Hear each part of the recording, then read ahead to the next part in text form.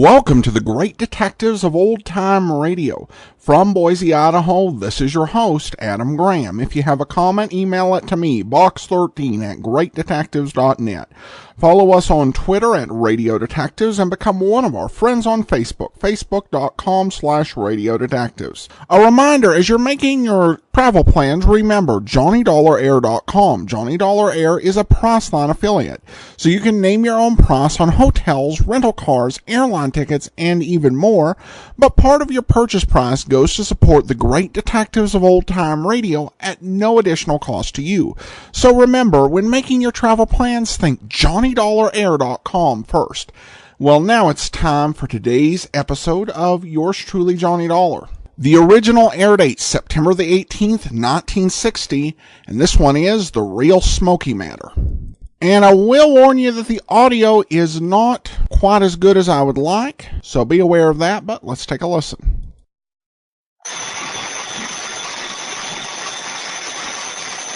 Johnny Dollar. Well, it's about time. Huh? John, where have you been? Oh, I just took a couple of days off to... Hey, now, wait a minute. Who are you? This is Harry Branson at Philadelphia Mutual Liability and Casualty Insurance Company. Harry, where have you been? What? Well, do you know it's been 6 or 7 months since you've called me in on something? No, it's only been a little over 5 months. 5.5 months, I should say.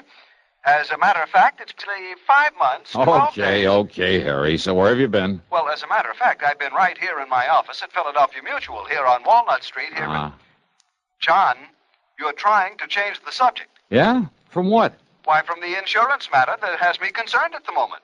What insurance matter? The one I'm calling about, of course. Harry. After all, it was you who insisted that we sell him the policy. Oh, it was, huh? Though for the life of me, I still can't believe that that's his legitimate name. Smokey Sullivan. Well, it's as true and legitimate as any... Smokey? Well, what about him? John. Yeah? Well? I told you it was only because of your stubborn insistence that we agreed to insure that underworld character. Okay. So what's happened to him? Has something happened to him, John? Well, has it? I don't know. Well, if you don't know... Harry... Well, will you see what you can do about it? But you haven't told me about what? Good heavens, man, do I have to give you a printed diagram, spell out every...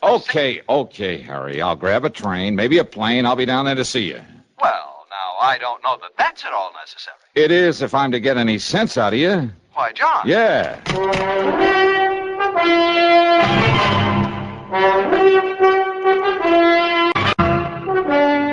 CBS Radio brings you Bob Bailey in the exciting adventures of the man with the action-packed expense account, America's fabulous freelance insurance investigator. Yours truly, Johnny Dollar.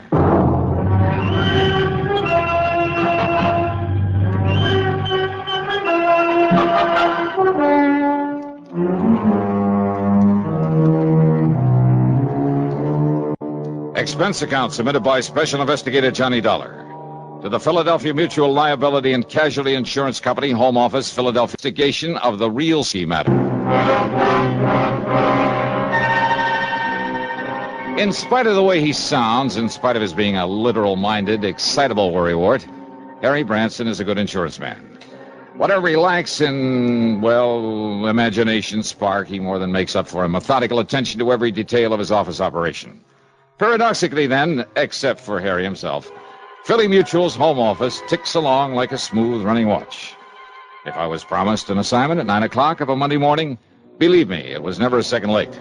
Nor was there ever any question about the size of my fee or expense account, so long as it was justified. Which is one reason I always jumped at the chance to take on a case from Philly Mutual. And now, if my old friend Smokey Sullivan was in trouble, okay then. Expense account, item 1, 1425, taxi out to Bradley Field, plane to Philadelphia, taxi into Harry Branson's office on Walnut Street.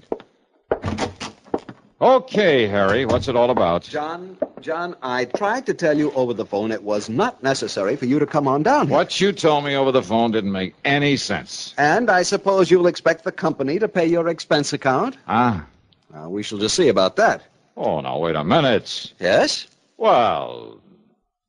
Well? Now, look, Harry, if something serious has happened to Smokey Sullivan... Did I say anything like that over the telephone? Well, I'm sure you didn't waste your company's precious money on a long-distance call just to say good morning to me. Of course not. And you did mention Smokey. I certainly did. Well, come on, Harry. What's it all about? Arsonist, thief, racketeer, mixed up in more unlawful, illegal, sordid crimes, Harry. and by his own admission, too. Well, so what if he was? He isn't anymore. I Now, hope would you're you tell right, me? John. I certainly hope you're right. Well, I am right. But he did have a record. Oh, and look. why a fine, conservative, respectable old company like Philadelphia Mutual, Harry. why you should demand that we issue a combination life and accident policy on such a person. What's the matter? You gone off your rocker or something? I beg your pardon. Don't you realize that your company and half a dozen others all over the country ought to be proud to serve a guy like Smokey? Guy. Insure him for nothing, too, and for as much as he wants. John, a company hardly prospers by doing a thing like that. Harry, don't you read the reports on my investigations? Of course. Don't you know that 2 out of the last 4 cases I've handled for this grand and glorious company of yours would never have been solved if it hadn't had Smokey Sullivan's help? Of course, if I know. If it hadn't been for his knowledge of the underworld and cities all over the country, his contacts there, do you think I would have gotten to first base, flushed out those crooks, saved your company a lot of precious money? Well, of and course, each time, Smokey was risking his neck to give me a hand. Now, you remember that. Well, of course. Sure. You've been all for it, his giving me and you a hand in these things. But when it comes to giving him a little lousy insurance protection... Well, of course, Of course you what? Well, I'm sure he deserves our every consideration. You bet he does. But a man like him, with a past record like his, I mean, all the figures, the actuarial tables... Show that he's a pretty poor risk, huh? Exactly. All right. So maybe I am, too, in this job of mine. The services you perform for us and the... Oh. Yeah, Then good, I did the right thing. Yeah? What's good about refusing to draw up a policy for Smokey Sullivan? But I did issue one. Oh, you did? I admit it was only because of your insistence. But now that you've explained why, well, John, I might suppose it was the right thing. Well, sure it was. And Harry, I'm sorry I blew my top. Perfectly understandable, but, John, I said I must have it was all right. I meant except for one thing. Oh? What's that mean? Well, I'm afraid your trusted friend, Smokey... Well, have you seen this morning's paper? Here, John. Thanks. I see you're still reading the Philadelphia... What's this? Yes, that item I put a circle around. But Oh, no, Harry. No. This can't be right. And now, Act 2 of yours truly, Johnny Dollar, and the real Smokey matter.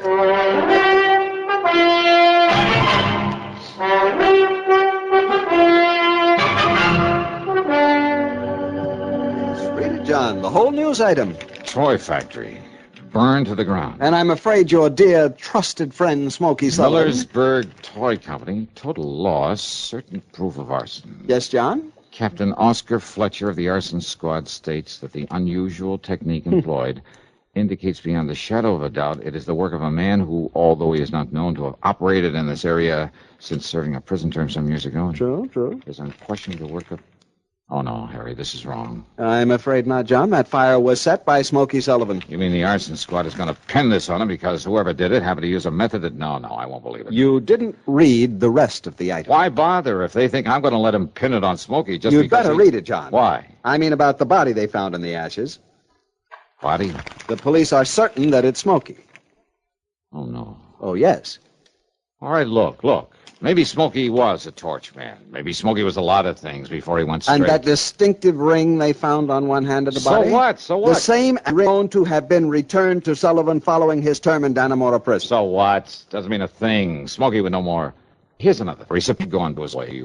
Don. You, for one, it's enough to get caught in one of his own fires. Well, now, of course, that's something... Yeah, sure. That's something you would know about, but I would. And I know it's ridiculous. Just as ridiculous as this Captain Fletcher deciding the job was done by Smokey. John Fletcher is considered one of the top men... Fletcher's a jerk. Oh, Harry, what are we arguing about? All we have to do is get hold of Smokey, let him prove he didn't do it. Get hold of him. That's right. That is the trouble, John. What do you mean? You gave us not one, but several addresses for him. Well, sure I did. I told you he moves around a lot, never stays in one place very long. I know. That's why he's been so valuable to me, because anywhere in the country, Harry, We tried to wherever I had a him, problem, John, to get his policy to him, wherever he knew he but could help we me. couldn't locate him. Yeah, Smokey's always come up. You haven't been able to find him. No. But, Harry, I'm absolutely sure that one of the addresses I gave you... No, John, we've tried for weeks at every one of them. He has simply disappeared from his usual haunts. And when I told the police this morning before I called you... Sure. They probably said it was because he was hiding out here in Philadelphia, getting ready to pull his job. Exactly. Well, I tell you, they're crazy. I hope you're right, John. I'm sure I am. But unless you can find Smokey Sullivan... Okay, so I'll find him. Good. How? Yeah. How? I took a taxi, that's item 2, 75 cents, over to Central Headquarters. And I make no bones about it, I had a big fat chip on my shoulder for Captain Oscar Fletcher for blabbing out his stupid theory about Smokey Sullivan. I was all prepared with a lot of questions, loaded questions for him, and a few well-chosen remarks about his methods, ability, character, and general intelligence or lack of it. But when I met him, I realized this was a mighty able man, the kind who doesn't go off half-cocked. And when he led me down into the morgue... I know, Dollar. I realized it just as well as you do. That modus operandi could have been used by any one of a dozen known firebugs, present as well as past. Then all right, then, Captain. But I also realized that naming a suspect would put the others off guard. Well, yes. So the minute we decided it was arson, I named Smokey Sullivan. I knew he'd be acceptable as a suspect. So before we even found the body... But now that he's served his time, now that he's trying to make up for the old days, don't you see, Fletcher, he doesn't deserve this sort of treatment. Now that he's on our side? Doesn't he? Well, why hurt him now? Now that he's on the level. Dollar, I brought you down here to look at the body. What's left of it. So you better take a look at it. Oh, yeah, sure, why not? But I know darn well it's... Fletcher. That's right. The same general bill. The same... Right. I couldn't believe it myself. No, listen, it can't I'd be. spread the word about him for the reason I told you before I saw this. Now, when I did, I couldn't believe it myself. I mean, after all, after what little the fire had left. No, it can't be, Fletcher. There must be hundreds of men like this, thousands of them right here in Philadelphia. Wearing that ring? Yeah, that is Smokey's ring, isn't it? Oh, I know. I never saw another one like it. So? Dollar? Well, there's only one way to prove this isn't Smokey Sullivan. By finding him, wherever he is. Now, we tried that. Your insurance company tried it. They tried it for weeks. Then I'll try some more. Huh? What's the use, Dollar? Arson. Smokey's record. What's left of this body that was found in the ruins. And whether it's positively identifiable is beside the cause of that ring. Now, whether you like it or not, Dollar, it all adds up. I'm sorry, Fletcher. Yeah, so am I, Dollar. No. I mean, I'm sorry, but I don't believe it.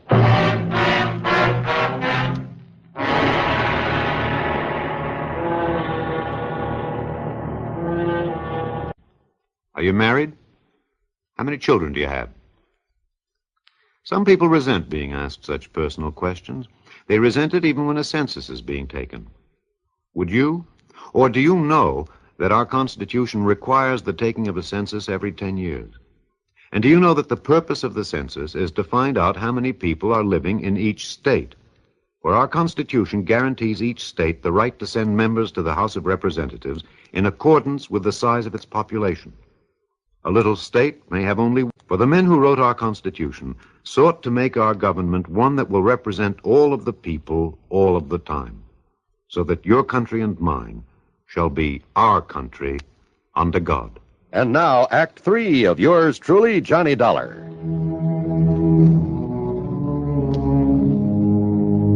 Item 3 over the next 4 days is $81 for room and board. More important, though, during the time is $116 for phone calls and telegrams to friends, newspaper men, police departments all over the country. Anyone I could think of who might be able to help me locate Smokey Sullivan. Nothing. Okay, Smokey had gotten restless again, as he had many times before. But always before, he told me where he was going. Yeah, maybe he tried to call me after I'd left Hartford. So one of those calls went to my answering service up there. No word from him. And there was always that body in the morgue. So unless I could somehow prove Smokey was alive, locate him. But how? And the only time that Smokey had ever contacted me was when when I needed... When he thought that maybe... Yeah. Item 5, 10 cents for a call to Marty Ross, a top reporter on Philly's biggest morning paper. I told him he'd find a story in exactly half an hour at the corner of 13th and Pine. A story that he ought to give out to all the wire services. Item 6, $50, deposit on a rental car. Item 7, a call to headquarters, and I didn't give the desk sergeant my name, only the license of the car I'd hired. Okay, then. The first time I drove across the intersection of 13th and Pine, against the light, only a few people on the sidewalk noticed it. And, of course, some of the cars trying to cross with the light. The second time I ran it, though, there was a cop there, and I thought I caught a glimpse of Marty Ross. I made the cop my target. And when I made the pass at him, nearly running him down... Hey! What are you thinking? Oh!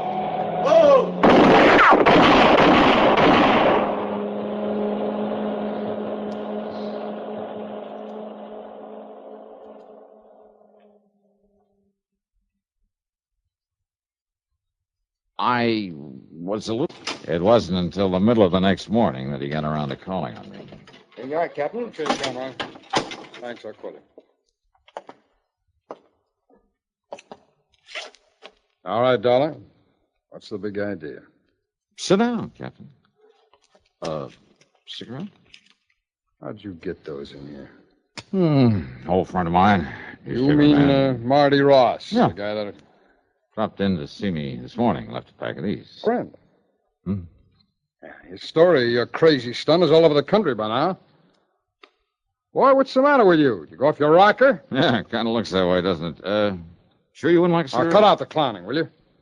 You're in trouble, boy. Oh, I don't know. Well, I do.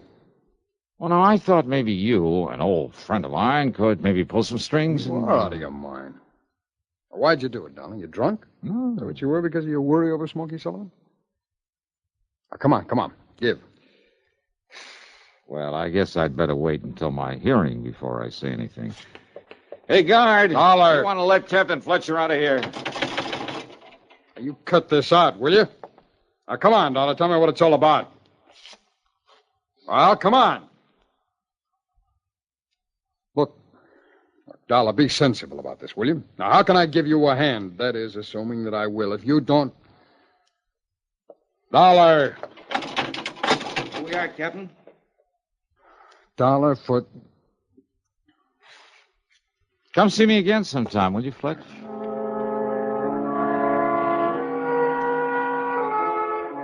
Well, after 2 days in that cell, even the guard wouldn't listen to me, just kind of sneered at me.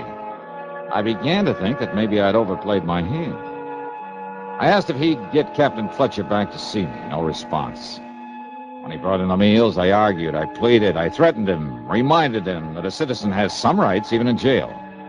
Well, he walked away as though he didn't even hear me. Then, the morning of the third day, I was handcuffed and led upstairs to a small hearing room, I guess you'd call it. At any rate, there was a man there in judge's robes and a pretty cold-blooded expression on his face. Your name is Johnny Dollar. Yeah, that's right. Now, Your Honor... Instead of the usual formal hearing, I've decided not to waste any time on your case. Well, Your Honor, maybe it was kind of a crazy stunt. But when I tell you the reason for it... It's no use, Mr. Dollar.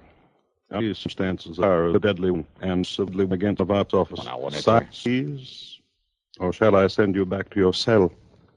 Well, now, look, is this some kind of a... Your Honor, Silence. Do you call this a hearing? I do not. Well, all right, then. Silence, please.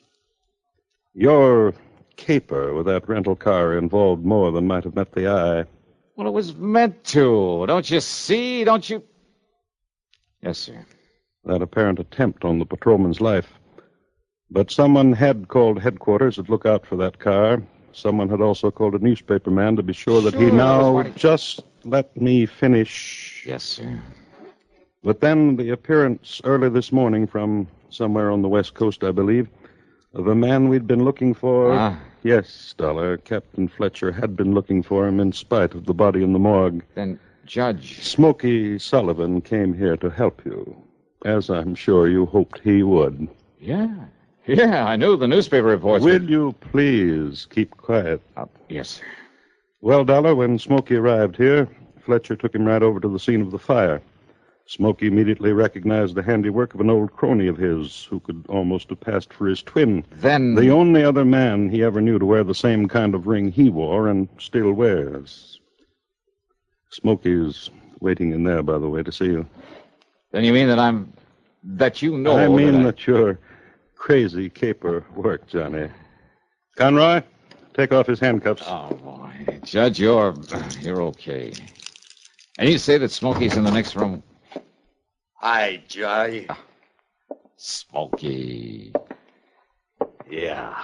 Smokey, you old son of a gun. Yeah. Now, just 1 minute, Johnny. Yeah. Yes, sir. We're deeply indebted to you for this. It was all done most ingeniously. Well... And as for the traffic violations, you're fined $15. Oh, no. But next time, please don't scare one of our patrolmen out of his wits.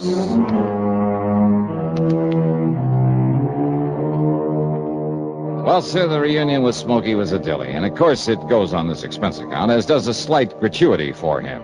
And the cost of his trip from the coast and back. Yeah, he's settled out there now. So the total, including my fine and my own trip back to Hartford, $621 even. Yours truly, Johnny Dollar.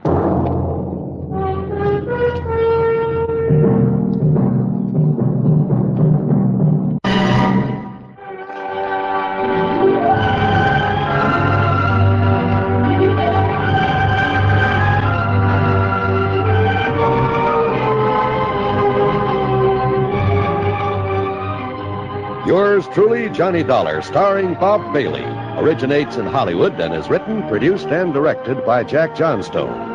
Heard in our cast were Harry Bartell, Stacey Harris, Lou Merrill, Vic Perrin, Tom Hanley, and Bill James. Be sure to join us, Johnny Dollar. This is John Wall speaking. Johnny Dollar has come to you through the worldwide facilities of the United States Armed Forces Radio and Television Service.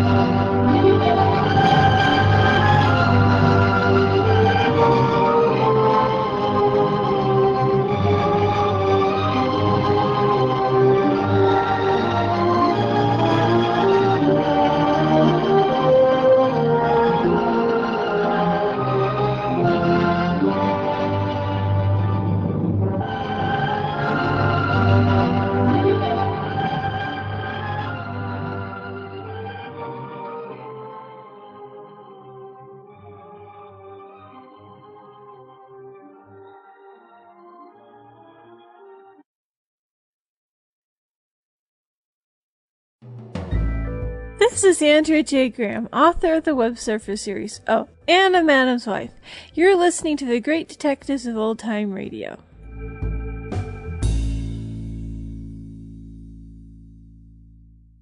Welcome back. This really does, I guess, go to show the degree to which Johnny will go to help a friend and to solve a case. And in this one, he's showing faith in Smokey's innocence as well as his competence as an arsonist. So overall, a fun episode, though, with the $15 fine. I think he probably got off a bit easy, even adjusting for inflation. All right, now on to listener comments and feedback. And on 2251, The Killer Kin Matter, Stephen says, I still like Johnny Dollar, but the plots haven't shown Johnny at his best. Between his landlord and Randy, Johnny didn't do much of anything. I would agree it was more realistic than some old-time radio programs, but I wish Johnny was a little more brilliant. I did find the reference to direct dial long distance was an interesting cultural comment. Thanks for all you do on the podcast. It's easily one of the best old-time radio podcasts available. Well, thanks so much for your comments, Stephen. And it was good to see an episode where Johnny did something, even though I don't think I would define his stunt this week as brilliant, but effective, I guess, can work just as well. And then Gary says this was a terrific episode. And David just simply shares, I still enjoy the current theme song. Well, thanks so much, David. And that's been most of the feedback we've been getting on that issue. But I appreciate everyone's thoughts on that. That will actually do it for today. Join us back here tomorrow for Dragnet. Next Friday, another episode of yours truly, Johnny Dollar. In the meanwhile, send your comments to box13@greatdetectives.net. Follow us on Twitter at Radio Detectives and become one of our friends on Facebook, facebook.com/Radio Detectives. And remember to check out our YouTube